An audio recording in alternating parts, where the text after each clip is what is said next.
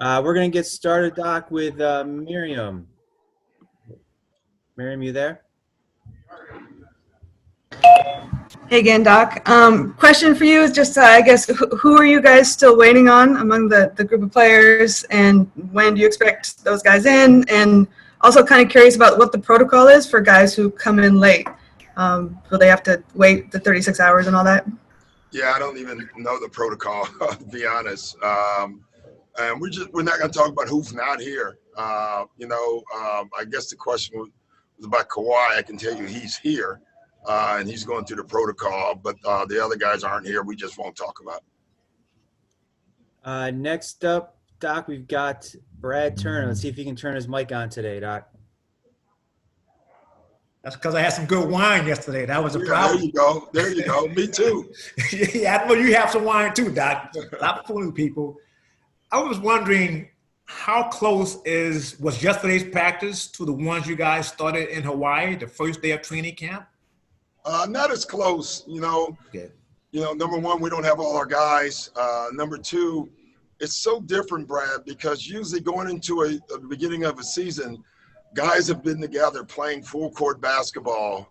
They've been in the gym, 4 and 5 weeks before you even start training camp. This is a little different. Guys just started getting together about a week ago, 2 weeks ago, and there are more individual workouts. So, really, we did a lot of light stuff. We put in a lot of stuff, but we didn't play much competitive basketball at all. And we probably won't do that for a couple more days.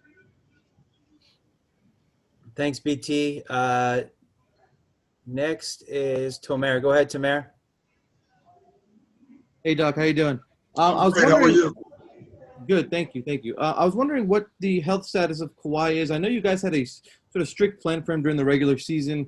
I wonder if any of that changes. How much can you go? How hard can you go with him during the scrimmages, the seeding games, and then in the playoff leading up to the playoffs? Yeah, I don't know that yet. I think everybody's healthy. That's a great thing. I think guys were not as healthy in training camp beginning of this year. Now we got Paul George healthy. We have Kawhi healthy. We don't have a guy that's injured right now, knock on wood. Let's hope that continues. So, I think it'll be different now because of that. Thanks, Tomer. Next, we have Cameron. Hey, Coach. Got a two-part question here. Would you mind sharing the best thing you learned about your coaching staff and the players over the last few months? And then go ahead. Ask the second one. My second question would be, what would be your message to society on improving or even eradicating racial inequalities in this country? Well, I'll start with that. The first one is being more tolerant and listening and understanding. We have a senator that tweets at Woj yesterday just because he was talking about what we're going to put on the back of our jersey. And they always try to turn it into the military or the police. There's no league that does more for the military than the NBA. But how about that senator? I'll make a challenge. We will do things for the troops as long as he acknowledges Black Lives Matter. I think that would be really cool for him to do. It's funny, whenever we talk about justice, people try to change the message. Colin Kaepernick kneels. It had nothing to do with the troops. It had to do with social injustice, and everyone tries to change the narrative. How about stand on what we're talking about and dealing with that instead of trying to trick us or change or trick your constituents? How about being real? I guarantee you we've done more for the military than probably that senator. And I guarantee you this, we've also are going to do things for Black Lives Matter. How about him? Maybe he should join into that. And on the other thing, that's what I've learned is about our players and our coaches who are just really involved. They are, obviously you learn about basketball and that's great. But through the COVID and the times that we've done Zoom, I think what I've learned more is about our players as people and what they stand for. Thanks, Cameron. Next, we have Charlie. Charlie, you there? Yes, that was great. Thanks, Doc. I'm curious, what have you guys seen over the last few months in Joakim, and what do you think he can bring now to you guys?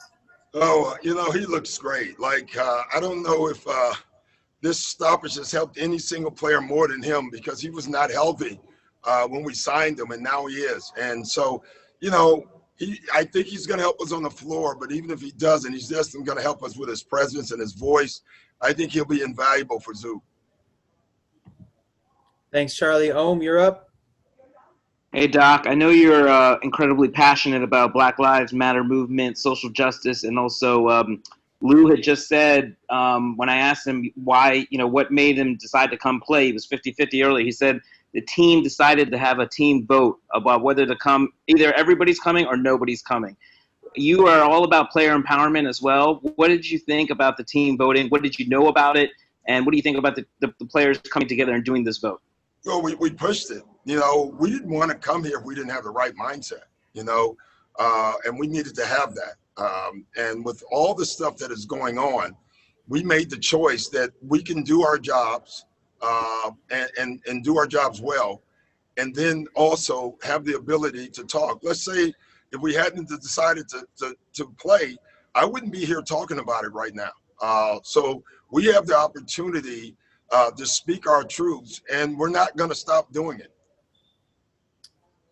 Thank you, Ohm. Last question, Farbad. Last question. Go ahead. Hey, Doc. Reggie had mentioned yesterday about some of the crazy things he's seen people bring in the bubble, like Trez brought a portable sauna.